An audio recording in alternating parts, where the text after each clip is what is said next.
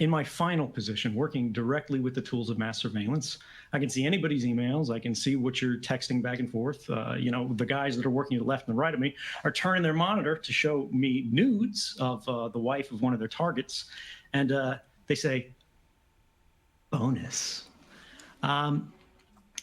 But then I see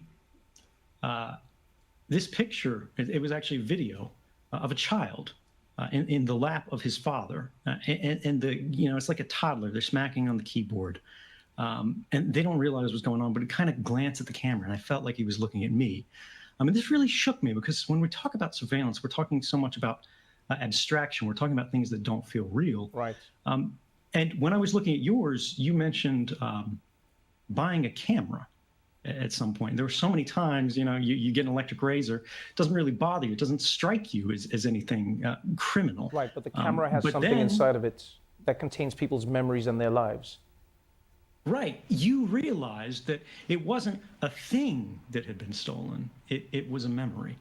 And that was in the context of one person. I realized that the machine, I was a technologist in the NSA, all of the different parts that I've been working with, all of the systems, they had stolen and were stealing not just one person's memories, they were stealing everyone's, everywhere, all the time, and they still are right now.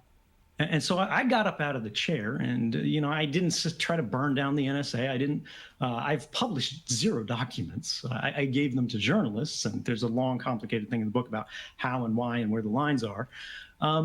But I wanted not to say this is the way the world should be. I wanted to give it to you.